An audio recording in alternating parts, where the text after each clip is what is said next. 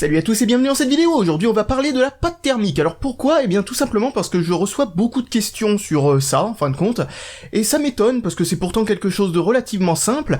Alors commençons par le départ, le but de la pâte thermique en fait, à quoi ça sert ?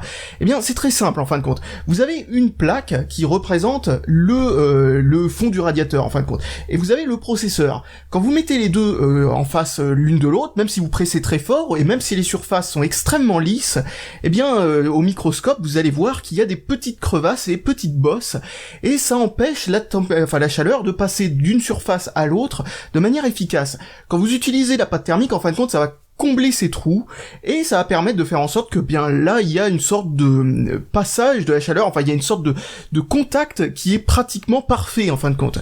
Et donc ça permet de faire en sorte que beaucoup plus de chaleur passe de l'un à l'autre. C'est tout aussi simple que ça. S'il n'y avait pas de pâte thermique en fin de compte, eh bien il se passerait un truc assez impressionnant, c'est que la chaleur serait pratiquement hors de contrôle. C'est-à-dire qu'en fin de compte, vous prenez le même processeur, on va prendre un i5, n'importe lequel, vous essayez de le faire fonctionner sans pâte thermique, enfin avec de la pâte thermique d'abord, vous aurez des températures du style 40 degrés en burn ou des trucs comme ça. Avec le même radiateur, vous aurez des trucs du style 90 degrés sans pâte thermique quoi.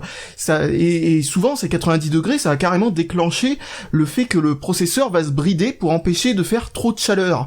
Alors du coup en faisant ça, eh bien vous vous retrouvez avec tout simplement un processeur bridé qui va pas qui va pas à la bonne vitesse, c'est tout simplement ça quoi.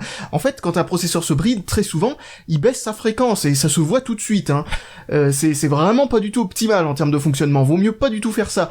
Et quand vous mettez de la pâte thermique, là d'un coup, voilà, c'est tout aussi bête que ça. Au tout départ, quand les ordinateurs, on va dire par exemple avec les Pentium 3 ou avec les Pentium 2 ou ce genre de trucs, il y avait, voire même encore avant, il y avait généralement pas besoin du tout de pâte thermique en fin de compte. Vous pouvez, les surfaces en fait, ça chauffait pas assez pour que la surface en contact soit le facteur limitant en fin de compte en termes de dissipation thermique. Mais de nos jours où les processeurs chauffent de plus en plus, et contrairement à ce qu'on dit, c'est pas le Pentium 4, le pinacle de du chauffage assisté par ordinateur, on va appeler ça comme ça, du CAO, du chauffage assisté par ordinateur. C'est un nouveau truc qu'on fait avec son ordinateur maintenant, c'est conceptuel. Donc bref, qu'est-ce que je voulais dire ? Ouais, d'ailleurs en parlant de ça, il y a un truc, une petite anecdote juste pour rigoler entre deux phrases, c'est que par rapport à sa taille, un processeur, ça fait partie des trucs les plus efficaces en termes de chauffage. C'est-à-dire qu'en fin de compte, vous avez un truc qui est microscopique, qui arrive à développer une telle température, c'est impressionnant. Donc, bien entendu, il faut utiliser tous les stratagèmes possibles pour réussir à faire en sorte que la température passe d'une surface à l'autre le plus facilement possible, et ensuite, arriver à cette surface, soit dissipée dans plein d'élettes, puis ensuite, avec un ventilateur, on arrive à pousser toute la température au loin, quoi. C'est le principe d'un ventirad. Faut savoir que, avec un téléphone portable, c'est le même principe. Vous avez un téléphone avec un processeur, etc. Le seul truc, c'est que ça chauffe tellement peu, il n'y a pas besoin vraiment d'artifices spéciaux pour réussir à dissiper la chaleur. Et souvent, performance rime avec chaleur dégagée, en fin de compte. Donc voilà, bon bref, c'est tout aussi simple que ça. Donc maintenant, un point supplémentaire, c'est quelle est la différence entre une pâte thermique et une autre pâte thermique. Alors dans une vidéo précédente, je vous avais montré que utiliser de la mayonnaise en tant que pâte thermique, eh bien étonnamment fonctionne relativement correctement. Donc ça vous montre un petit peu qu'il n'y a pas de grosse différence entre les pâtes thermiques. En fait, il y a plusieurs types de pâtes thermiques. Il y a les pâtes thermiques complètement ridicules, genre complètement, mais alors 100% marketing, qui coûtent des prix astronomiques. Ensuite, vous avez les pâtes thermiques qui ont un bon rapport qualité-prix. A priori, la meilleure qu'on puisse trouver là-dedans, c'est l'Arctic Céramique, qui est une pâte thermique tout à fait banale, mais qui fonctionne très très bien. Et ensuite, vous avez les pâtes thermiques de chiottes. Alors là, vous en trouvez vraiment des mauvaises. Souvent, les bonnes pâtes thermiques, ce sont celles qui sont données avec les ventirades, ce genre de trucs. Habituellement, il n'y a aucune mauvaise pâte thermique, a priori, qu'on peut trouver de nos jours avec un petit peu n'importe quoi. Enfin, c'est vraiment très rare de trouver une mauvaise pâte thermique de nos jours, parce que de toute façon, avoir une bonne pâte thermique, enfin relativement convenable, est quelque chose d'indispensable dans un ordinateur maintenant. Donc heureusement, ils fournissent pas de la pâte thermique de merde avec les ventirades habituellement. Par exemple, Cooler Master fournit avec le Hyper 212 Evo un petit tube de pâte thermique qui est tout à fait convaincant, c'est pas révolutionnaire mais c'est tout à fait convaincant, ça suffira largement. Et ensuite vous avez des pâtes thermiques qui sont vraiment à chier quoi. Alors elles sont vachement rares ces pâtes thermiques vraiment à chier, mais vous en trouverez, vous en trouverez. Par exemple j'ai vu une vieille pâte thermique Cooler Master que un abonné m'a passée. cette chose-là est abominable, quoi. Je veux dire, le truc chauffe 2 fois plus avec cette pâte thermique qu'avec une pâte thermique, comme je vous l'ai dit avant, c'est-à-dire genre un truc fourni avec un ventirad ou de la Arctic céramique ou des trucs de ce genre. Et ensuite, vous avez aussi tout ce qui est bidon, comme par exemple utiliser du ketchup, utiliser du dentifrice, ce genre de trucs. Bon, ça, franchement, ne le faites pas. Parmi les trucs bidons, le meilleur, c'est la mayonnaise. Étrangement, la mayonnaise fonctionne vraiment pas mal du tout, et à long terme.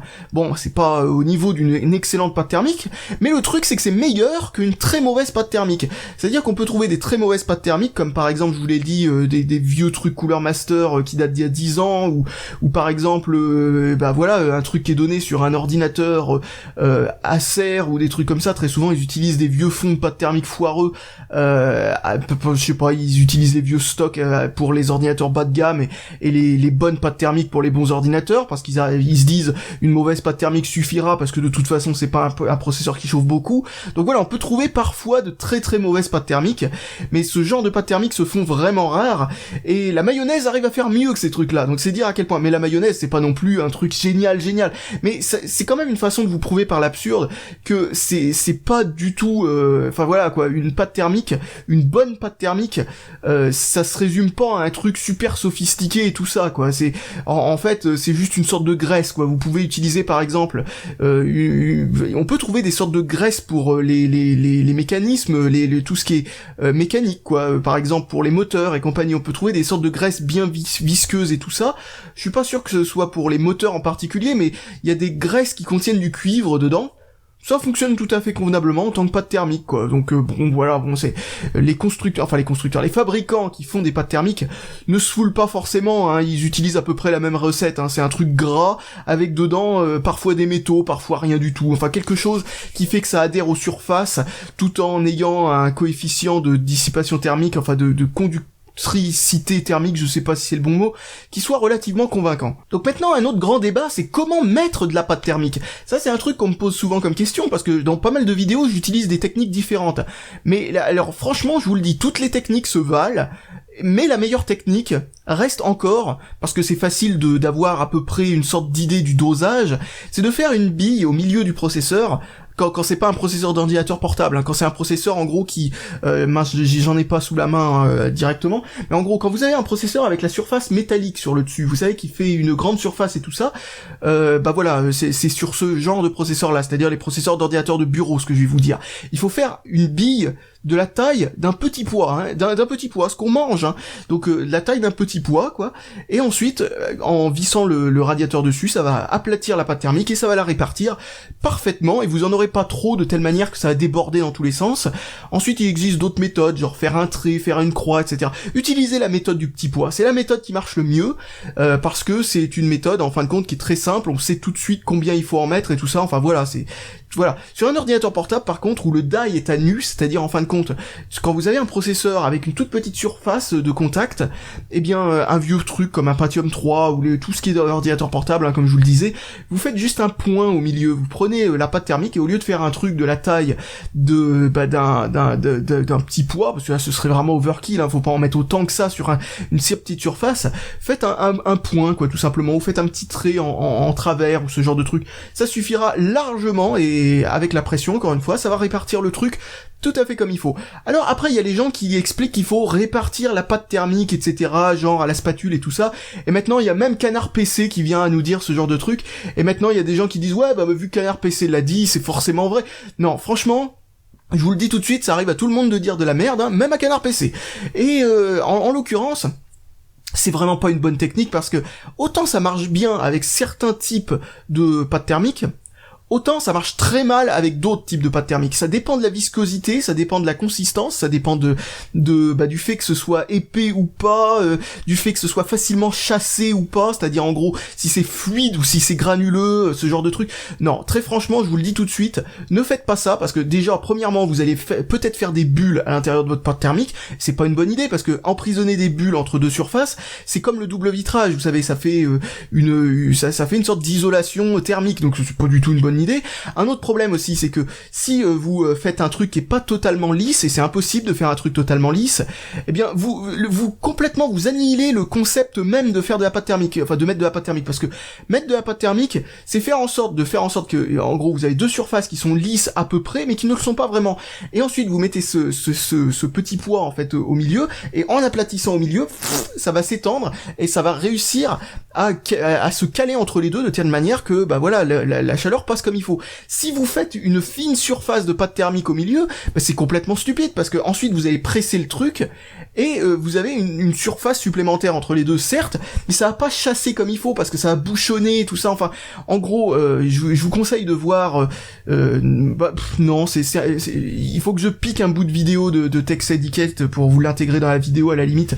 Ils avaient fait un truc qui était bien pratique pour voir ça, ils avaient pris une plaque transparente qu'ils avaient mis par-dessus un processeur sur un processeur sur lequel ils avaient étalé la pâte thermique, et on voyait parfaitement le problème, ça emprisonne des bulles, c'est pas du tout une bonne chose, et il y a pas assez d'épaisseur de pâte thermique en fait, pour faire en sorte que si votre processeur, il est un petit peu concave ou convexe, ce qui est le cas de tous les processeurs d'ailleurs, hein, c'est un aspect volontaire de, eh bien, ça risque en gros d'emprisonner une bulle au milieu du processeur. C'est complètement stupide.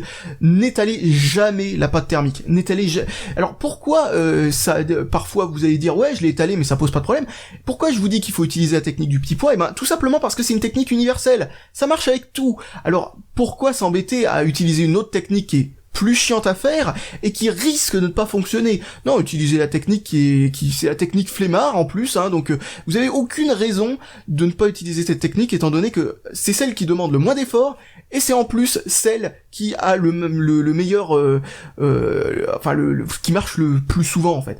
Il y a quand même une exception, c'est avec certains ventirades, vous avez des caloducs qui sont mis à nu sur le fond du radiateur, et sur ce genre de ventirade, eh bien vous avez parfois des crevasses entre les caloducs, et donc si vous faites un petit poids en fait, le truc c'est que ça va aplatir la pâte thermique, et ça va se foutre dans les crevasses, et vous aurez les prochains caloducs qui risquent de ne pas être vraiment en surface.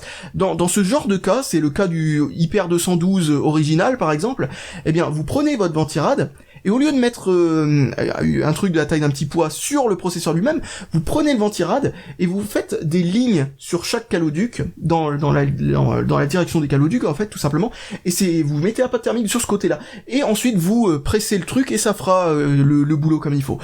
C'est le cas de quelques très rares ventirades où il faudra faire attention à ça parce que comme je vous l'ai dit, si vous utilisez la technique du petit pois, ça va immerger le premier caloduc, puis ensuite tout va se foutre dans les trous qu'il y a en fait entre les deux autres caloducs par exemple, et ensuite eh bien il va y en avoir une part minime qui va, bon c'est pas non plus dramatique non plus, hein, ça a tendance à fonctionner relativement correctement, mais malgré tout vous allez perdre une partie du potentiel dissipateur d'un Hyper 212 ou ce genre de ventirade de style. Donc bref, en conclusion, qu'est-ce qu'on peut dire au niveau de la pâte thermique? Eh bien, ce qu'on peut dire, c'est tout simplement ce qui compte, c'est pas ce qu'on achète, ça change pas grand-chose d'acheter une grosse pâte thermique de ouf qui pue, non, ça sert à rien du tout. Ce qu'il vous faut, c'est tout simplement une pâte thermique. C'est indispensable, il en faut, c'est obligatoire, si vous en avez pas, vous aurez une dissipation à chier. Mais entre une bonne pâte thermique, genre la meilleure de la meilleure de la meilleure, et d'ailleurs en parlant de ça, la meilleure de la meilleure de la meilleure, c'est rarement la plus chère en fin de compte, et la pire de la pire de la pire que l'on peut trouver, eh bien, bon, en enlevant les exceptions qui sont vraiment catastrophiques, vous avez même pas 3 à 5 degrés de différence en burn, c'est-à-dire avec un processeur qui chauffe à mort, overclocké à fond, c'est-à-dire en fin de compte, avec une pâte thermique banale, vous aurez 80 degrés par exemple, et avec une pâte thermique plus cher, vous aurez 77 degrés. Aucun intérêt d'investir genre 15 € dans un tube de pâte thermique qui en contient que dalle, quand vous pouvez investir 5 € dans un gros tube de pâte thermique qui vous fera la vie, quoi, comme de l'Arctic Céramique ou ce genre de truc. Moi personnellement, j'utilise l'Arctic Céramique pour les overclocks, et je peux vous dire que c'est l'une des meilleures pâtes thermiques pour les overclocks qui existent. À quelques degrés près, il y a rien, quoi. Je veux dire, quand je dis à quelques degrés près, c'est-à-dire que franchement, j'utilise un Xeon 6 cœurs en 45 nanomètres, les sockets 1366. 6 cœurs donc, que j'ai overclocké à 4,2 GHz et qui reste à 80 degrés. 80 degrés, c'est convenable. 80 degrés en tant que canicule, c'est convenable, hein. C'est vraiment très très convenable, parce que c'est un 6 cœurs et tout ça. Rappel, la fréquence d'origine de ce processeur, c'est 2,4 GHz. C'est-à-dire qu'Intel s'est dit, 2,4 GHz, c'est déjà pas mal pour un processeur de ce genre. Ça chauffe déjà beaucoup. C'était à l'époque où les 6 cœurs, c'était le max qu'on pouvait trouver dans un processeur. Ou en tout cas, c'était presque le max de ce que l'on pouvait trouver dans un processeur. Maintenant, on peut trouver des processeurs avec énormément de cœurs. Mais à l'époque, hein, c'était vraiment beaucoup 6 cœurs. 6 cœurs, c'est l'équivalent de 12 cœurs maintenant, en fin de compte. 6 cœurs à l'époque, c'était l'équivalent d'un processeur 12 cœurs à l'époque. Enfin, aujourd'hui, bon bref, je mélange. Donc bref, en gros, l'overclocker aussi haut avec un simple Hyper 212 Evo en plus, et juste une pâte thermique convenable, enfin vous voyez un petit peu à quel point ça sert à rien de vraiment partir dans des délires extrêmement dépensiers quand il s'agit d'avoir un refroidissement convenable. Ce qui compte, c'est surtout d'avoir de la pâte thermique, savoir la mettre convenablement, savoir faire un refroidissement convenable dans un boîtier convenable, à savoir que ça n'a rien à voir avec le fait d'avoir plein de ventilateurs partout, ni avec le fait de faire du cable management. Non, ce qui compte en fait, c'est plutôt de mettre des radiateurs, enfin des ventilateurs aux bons endroits, de faire en sorte qu'ils ne se contrarient pas, parce que des fois ça pose des problèmes. Enfin bref, réussir à bien refroidir un PC, c'est beaucoup plus complexe qu'on y pense, mais souvent, cette complexité est compensée par le fait qu'en réalité, les meilleures pratiques sont souvent celles qui consistent à ne pas en faire trop. Pour la pâte thermique, les meilleures pratiques qui consistent à ne pas en faire trop. Pour le ventirad, c'est pareil. Pour tout ce qui est ventilation du boîtier, c'est pareil. Donc voilà, bon bref, voilà. Je crois que j'ai plus rien de spécial à vous dire là-dessus, donc bah voilà, j'espère que ça a été relativement clair ce que j'ai pu dire, mais j'espère avoir concentré dans une seule vidéo tout ce qui concerne la pâte thermique et les bonnes pratiques concernant celle-ci. Donc voilà, j'ai plus qu'à vous dire salut à tous et à la prochaine.